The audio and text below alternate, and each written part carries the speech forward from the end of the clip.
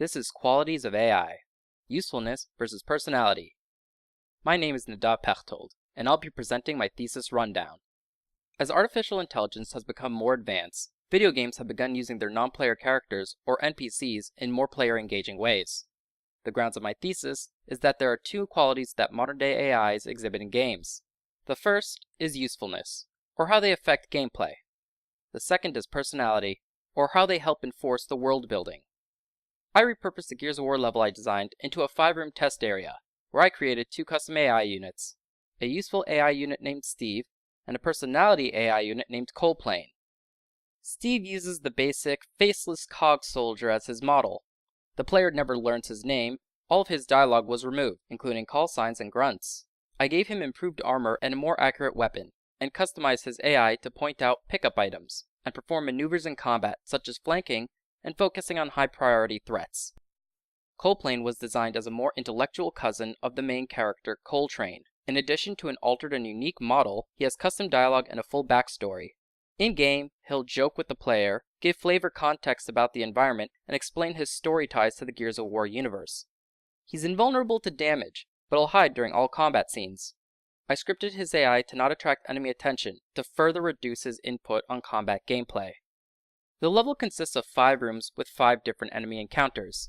The green line represents the player's critical path as he explores the level. The blue line represents Steve's path. During combat, Steve makes intelligent battle decisions, such as blowing up enemy entry points and using side routes to flank opponents.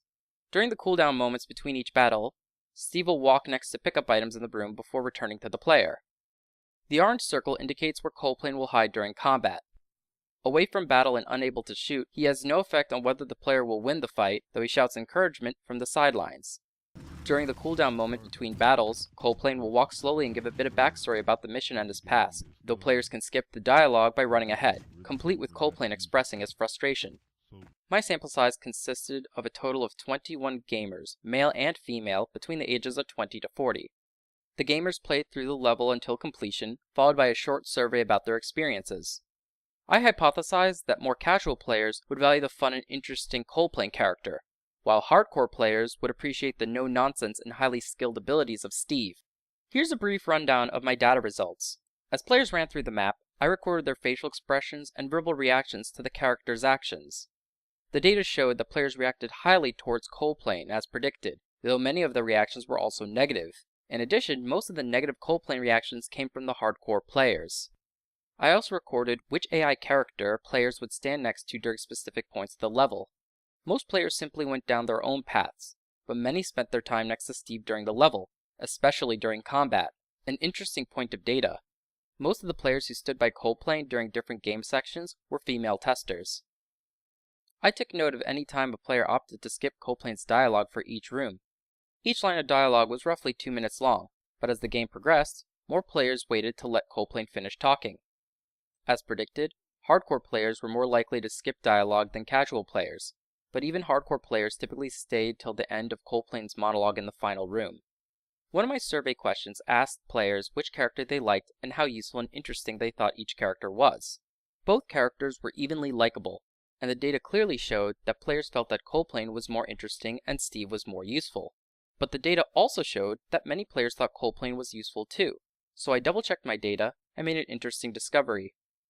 About 1/3 of all testers mixed Coldplane and Steve as one character, convinced that Coldplane was helping the player during combat scenes.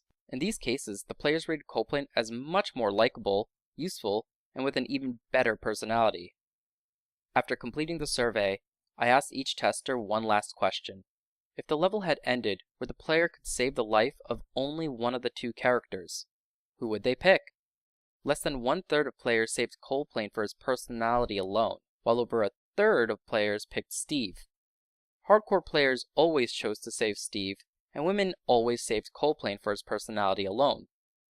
The final takeaways from this project is that female players appreciate a well-thought-out character over generic stereotypes, while highly skilled and competitive players care more about how a character benefits his winnings. But in any case, a character with a mix of both personality and usefulness seems to be the best combination.